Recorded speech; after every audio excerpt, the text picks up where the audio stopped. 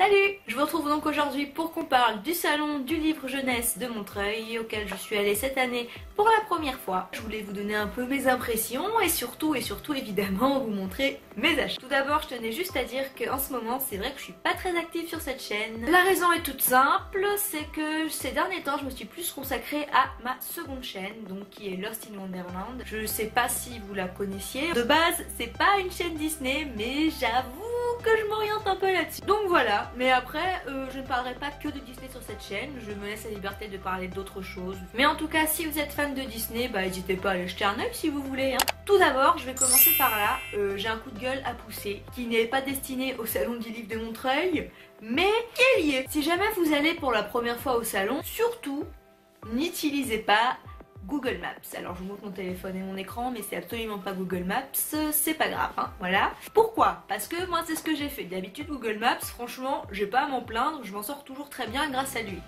Sauf que là, le petit fourbe, déjà je me suis tapé 1 heure de train pour aller jusqu'à Paris. Je sais comparé à d'autres c'est clairement pas beaucoup. Mais bon, ça fait quand même déjà un petit trajet. Mais en plus, donc j'ai bien regardé Salon du Livre de Montreuil, oui, 128 rue de Paris, oui, c'est bien l'adresse du salon, j'ai vérifié sur le site. Sauf que Google Maps, eh bien, il détecte bien cette adresse-là, mais il ne va pas vous emmener à cet endroit. Et oui, alors pas très loin, ça va, à 10 minutes du salon, mais bon, il faut quand même le savoir. Parce que moi, du coup, j'ai tourné en rond pendant 36 minutes. Je regarde partout, je vois aucun salon du livre, aucun panneau, rien du tout. Je vérifie bien sur Google Maps. Pour lui, c'est clair, je suis au 128 rue de Paris. Oui, très bien, sauf que je regarde les panneaux des rues. Je ne vois aucun rue de Paris et je vois aucun numéro 128 non plus. Du coup, je me dis, what the fuck? Donc, si vous voulez aller au salon du livre de Montreuil, vous prenez bien les coordonnées sur le site du salon du livre. Ils vont vous donner l'arrêt de métro qui est Robespierre. Alors que Google Maps m'avait demandé de descendre à l'arrêt d'après qui est Croix de Chavaux. Non, il faut descendre à Robespierre. Ça débouche quasiment devant le salon du livre. Là, c'est pas possible de louper. Grand bâtiment, grand panneau, une grande arche sur la place. C'est bon. Google Maps, tu m'as déçu pour une fois dans ma vie. D'habitude, je t'aime bien, mais là, prout. Hein. Maintenant, on va parler un petit peu du salon. Je me rends compte que je parlais super fort juste avant, donc je vais baisser un peu le débit. Pour parler du salon, alors, expérience, pour ma part, mitigée. Je suis arrivée au salon et ce que j'ai vu, et même en repartant, c'est que des stands d'éditeurs, en fait, voilà, qui font la promo de leur livre, ce qui est tout à fait normal, vous me direz, mais du coup, pour moi en fait, le salon du livre de Montreuil, ça a été plutôt une séance shopping géante, si vous voulez. Le petit plus, c'est qu'il y a parfois les auteurs en dédicace, donc on peut échanger avec eux, c'est chouette. Je vais pas vous dire que j'ai pas aimé cette journée, je vais pas non plus vous dire que j'ai kiffé ma vie, désolée, je rebouche ça. J'ai eu aucune impression en fait particulière par rapport à cette journée. J'ai pas trop kiffé l'ambiance générale non plus, c'est un grand échange commercial et en même temps culturel quand même évidemment, mais voilà. Après ça joue dans la balance aussi, mais il faut savoir que je suis venue toute seule et c'était le lundi, le dernier jour, donc j'ai vu personne clairement. Du coup j'ai passé ces 2h30 toute seule et franchement j'imagine que ça joue beaucoup dans l'impression qu'on a du salon du livre. Les gens qui ont de super souvenirs, c'est sûrement parce qu'ils étaient avec leurs potes ou avec des amis blogueurs qu'ils ont rencontrés là-bas ou qu'ils ont rencontré des gens qu'ils aimaient beaucoup, enfin je ne sais pas.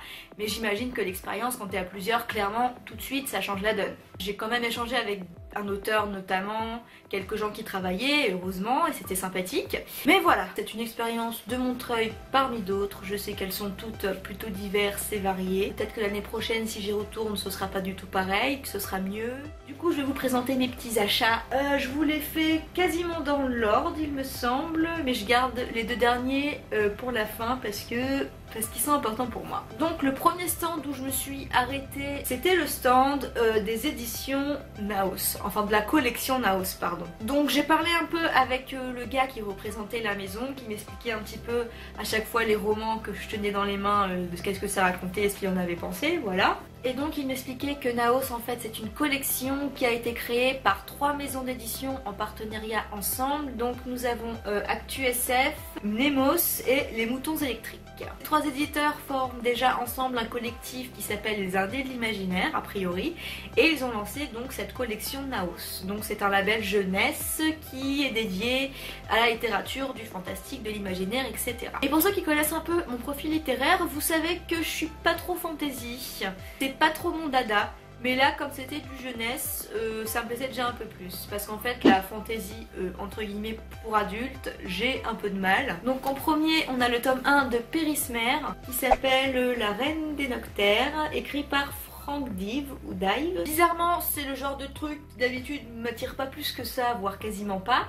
Mais là ça l'a fait, je sais pas, j'ai bien aimé le résumé. A priori ce sera une série en 3 volumes destinée aux plus de 13 ans. Ensuite j'ai craqué pour Les Neiges éternelles de Claire Crust, qui a reçu il me semble le prix de l'imaginaire en 2015. Et là c'est plutôt l'univers qui m'a séduit. Et un petit peu aussi la curiosité face à cette génération de personnages qui racontent leur histoire. Et derrière ils nous le décrivent comme étant envoûtant, cruel et poétique.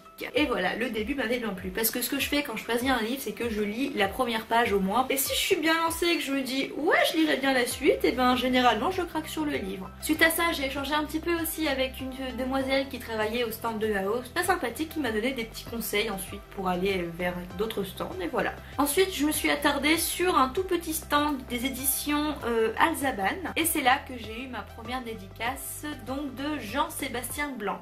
Ce qui m'a attiré sur ce stand d'abord, c'est qu'il y avait des livres en hardback, vous savez, du style un peu livre ancien avec le petit marque-page en fil rouge, là c'était ce genre de livre là, et les couvertures étaient fabuleuses, et il y avait notamment le conte de Pinocchio, le conte original, et il y avait également Cyrano de Bergerac, et j'ai jeté mon dévolu sur donc Les Naufragés de la Cité d'Or, ou Le Troisième Voyage, le tome 1, parce que ça parlait des cités d'or, des Aztèques, des Incas, etc. Et c'est ce qui m'intéressait un petit peu en fait. J'aime bien les civilisations un petit peu de ce type là. L'auteur m'a expliqué un petit peu comment il faisait dans ses bouquins jeunesse. Il écrivait un récit d'aventure clairement, mais il reprenait ça avec des faits historiques. Ah bah voilà, regardez, je vous montre, j'ai la petite fiche avec d'autres livres de l'auteur du coup. Et les éditions aussi auxquelles il publie, c'est sa maison d'édition. Je sais pas si c'est de l'auto-édition ou si c'est juste être éditeur et auteur en même temps. Je suis un peu perdue dans ce concept là, mais en tout cas voilà. Ensuite je vous ai dit que globalement je voulais pas m'arrêter sur les gros stands des maisons d'édition, tout simplement parce qu'il y en a plein que je vois tous les jours en librairie, en magasin, mais il y a quand même quelques stands que j'ai fait malgré moi, comme Robert Laffont, etc. Et notamment le stand Delcourt. Et c'est dans le stand Delcourt, et ben il y avait les BD de la collection Métamorphose. Et la collection Métamorphose, et ben c'est un petit peu le kiff de ma vie, voilà. Non mais cette collection les gars, graphiquement c'est le rêve, c'est juste totalement mon trip. Du coup j'ai fait 2 achats là-haut, je me suis procuré enfin le premier tome des Carnets de Cerises qui me fait de l'œil depuis une éternité. Et donc là j'en ai profité pour sauter sur l'occasion. Et là j'ai craqué sur un autre titre, mais genre direct, c'est End d'Elisabeth. Regardez-moi cette merveille. Quand je l'ai vue, je suis tombée amoureuse.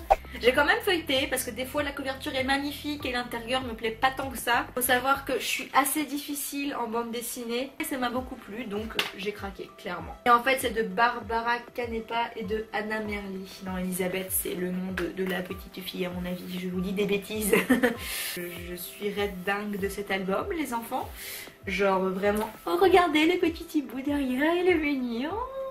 J'ai vu sur internet que c'est un truc qui parlait de la mort, de la vie, un truc c'est psychologique, mais en même temps poétique, fantastique. Enfin bref, c'est les éditions, la collection Métamorphose. Voilà. La lumière est plus hyper top, je suis désolée, mais il fait pas beau. Et puis la nuit ne va pas tarder à tomber, tout simplement. Ensuite, il me reste plus que 2 achats à vous présenter et 2 achats qui ne sont pas des moindres. En promenant dans le salon, je suis tombée sur un stand d'une maison d'édition canadienne. Donc je suis allée voir par curiosité, vu que c'est pas des choses qu'on peut trouver la plupart du temps par chez nous. Et là j'ai découvert une collection, les gars, j'ai eu un gros coup de cœur. C'est la collection Tabou des éditions Mortagne, voilà. Donc j'ai pris ce livre là. En gros c'est des histoires qui sont généralement destinées plus de 14 ans, voire plus de 16 ans. Dans chaque histoire ils reprennent un trouble, une maladie ou quelque chose. Donc vous avez la schizophrénie, l'anorexie, la bisexualité, l'homosexualité, les premières relations amoureuses, le viol, il y en a même un sur l'inceste, enfin vraiment des trucs tabous quoi, comme le nom de la collection. Dans celui-là il va être question donc du trouble anxieux généraliste, donc le TAG, donc les troubles de l'anxiété en gros. Selon mon médecin, je souffre de troubles anxieux.